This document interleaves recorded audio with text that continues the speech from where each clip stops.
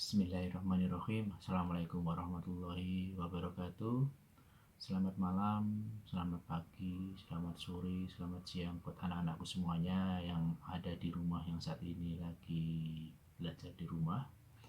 Di sini saya EA masih bersama dengan daringnya akan memberikan sedikit materi yang mudah-mudahan bisa membuat Anda ada sedikit bayangan.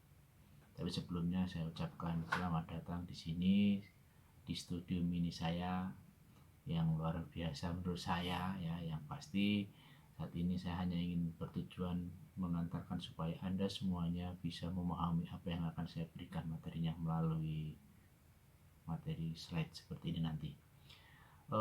Sebelumnya saya ucapkan terima kasih atas partisipasimu hari ini.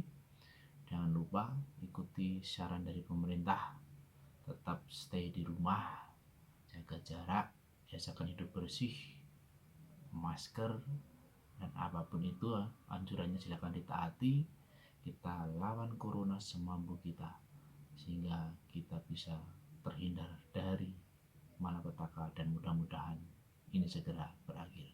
Baik, langsung saja kita akan mengikuti pelajaran materi yang berdasarkan materi yang akan saya sajikan nanti ini. Silakan dicermati, nanti endingnya silakan apa yang akan saya berikan tugas buat Anda semuanya. Tapi jangan dibuat beban, nikmati saja, dan setidaknya kita masih berusaha berikhtiar untuk menjadi yang terbaik meskipun itu dimulai dari rumah. Baik, selamat. Ancaman di bidang Hippolyxos Budhanka, ideologi, politik, ekonomi, sosial budaya, pertahanan, dan keamanan.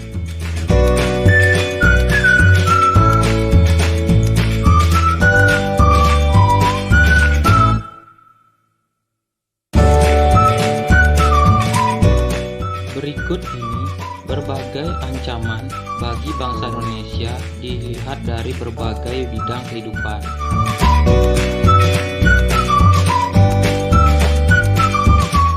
A. Ancaman di bidang ideologi.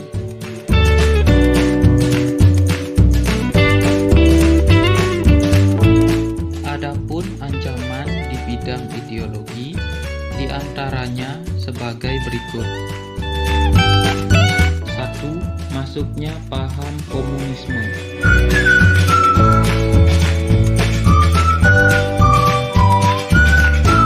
Paham komunisme adalah paham yang asas ketuhanannya menganut ateisme. Artinya, paham komunisme adalah paham yang tidak mempercayai adanya Tuhan. Hal ini bertentangan dengan Pancasila pada sila pertama, yaitu ketuhanan yang Maha Esa. 2. Masuknya paham liberalisme.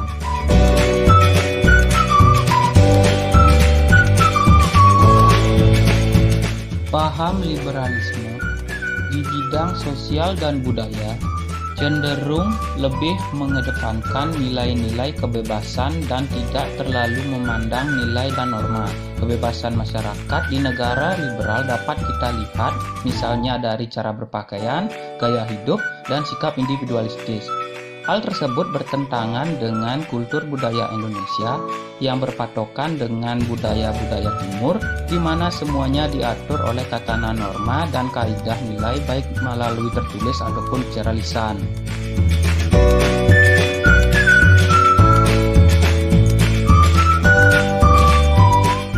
Tiga. Masuknya paham radikalisme.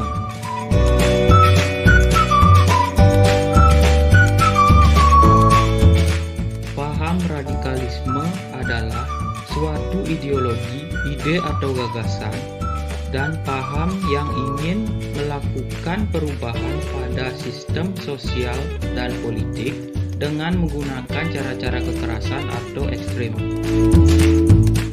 4. Masuknya paham Zionisme.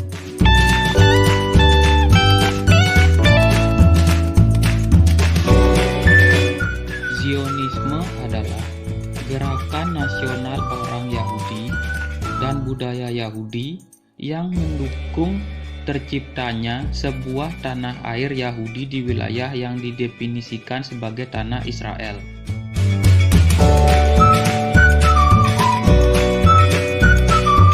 B.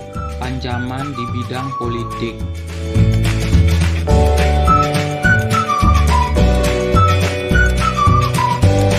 Adapun ancaman di bidang politik diantaranya sebagai berikut. 1. Separatisme.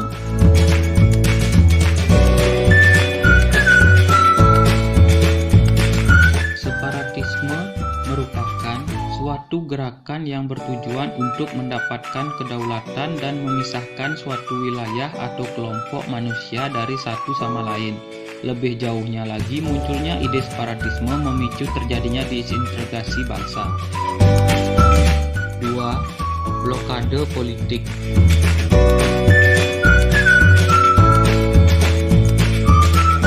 Blokade politik adalah suatu tindakan blokade untuk membatasi informasi tentang kepentingan politik yang akan menguntungkan salah satu pihak.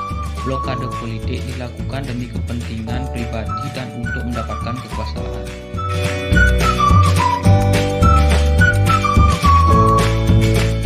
3. Provokasi politik.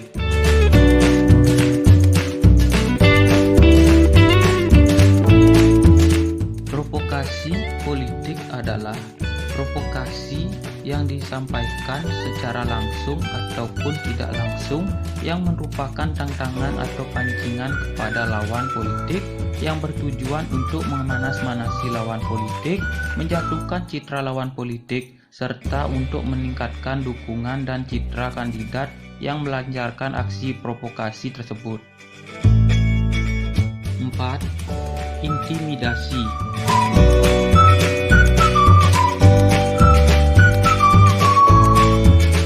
Intimidasi adalah tindakan menakut-nakuti atau memaksa dengan kekuatan dalam hubungan antara orang, antara kelompok, atau antara orang dan kelompok dengan tujuan agar pihak yang ditakut-takuti atau dipaksa mau melakukan perbuatan yang diinginkan oleh pihak yang menakut-nakuti atau memaksa.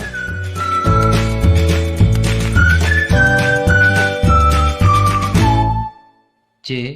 Ancaman di bidang ekonomi.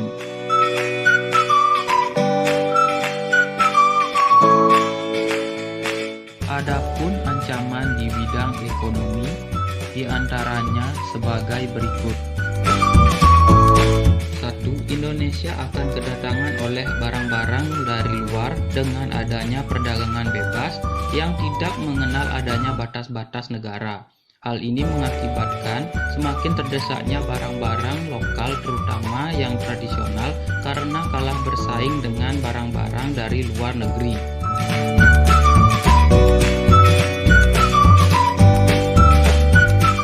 2. Perekonomian negara kita akan dikuasai oleh pihak asing seiring dengan semakin mudahnya orang asing menanamkan modalnya di Indonesia.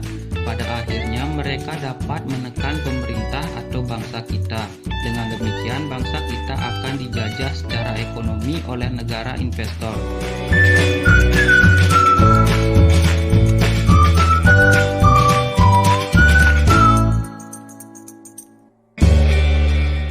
3. Persaingan bebas akan menimbulkan adanya perilaku ekonomi yang kalah dan menang. Pihak yang menang secara leluasa memonopoli pasar, sedangkan yang kalah akan menjadi penonton yang senantiasa tertindas. Akibatnya timbul kesenjangan sosial yang tajam sebagai akibat dari adanya persaingan bebas tersebut.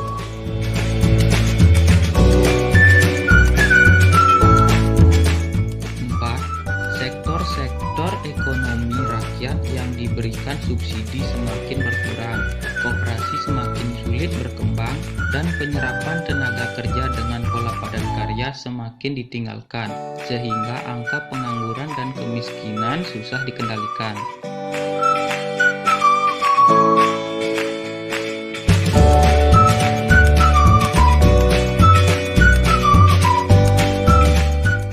D. Ancaman di bidang sosial budaya.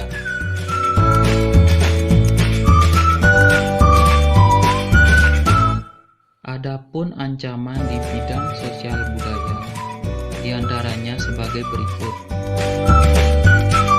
1. Munculnya gaya hidup konsumtif dan selalu mengkonsumsi barang-barang dari luar negeri.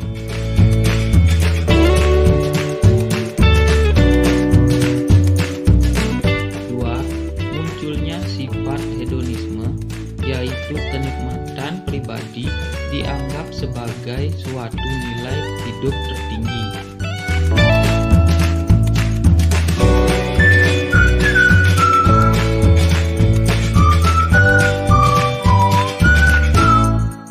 3. Hal ini membuat manusia suka memaksakan diri untuk mencapai kepuasan dan kenikmatan pribadinya tersebut, meskipun harus melanggar norma-norma yang berlaku di masyarakat, seperti mabuk-mabukan, pergaulan bebas, foya-foya, dan sebagainya.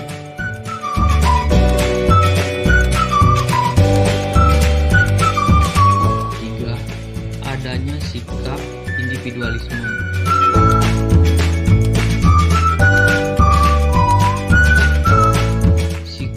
Individualisme yaitu sikap selalu mementingkan diri sendiri serta memandang orang lain itu tidak ada dan tidak bermakna. Sikap seperti ini dapat menimbulkan ketidakpedulian terhadap orang lain.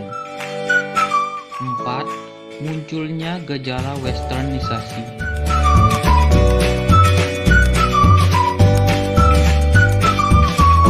Gejala westernisasi yaitu gaya hidup yang selalu berorientasi kepada budaya barat tanpa diseleksi terlebih dahulu, seperti meniru model pakaian yang biasa dipakai orang-orang barat yang sebenarnya bertentangan dengan nilai dan norma-norma yang berlaku, misalnya memakai rok mini, lelaki memakai anting-anting, dan sebagainya.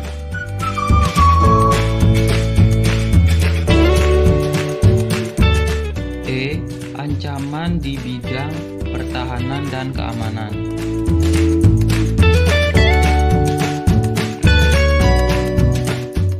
Adapun ancaman di bidang pertahanan dan keamanan diantaranya sebagai berikut. 1. Imigran ilegal.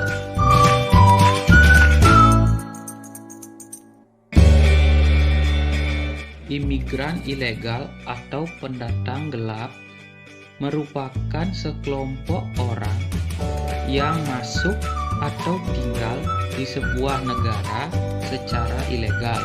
Ilegal yang dimaksud adalah tidak mengikuti undang-undang imigrasi, contohnya memasuki negara tujuan tanpa izin dan bukan dengan melalui pintu masuk utama. 2. Penyelundupan.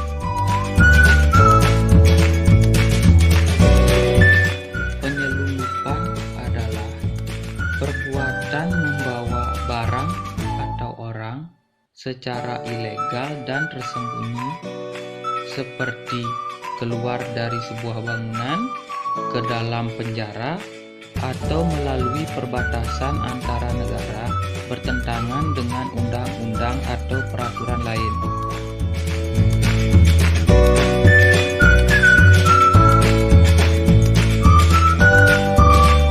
3. Pembajakan.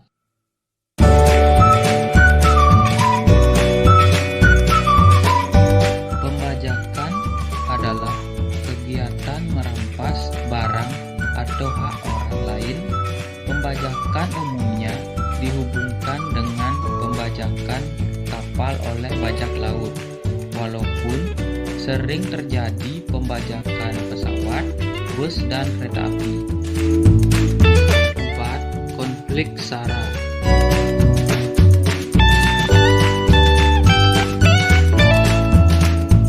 Konflik SARA adalah setiap tindakan yang melibatkan kekerasan, diskriminasi, dan pelecehan yang didasarkan pada identitas diri dan golongan.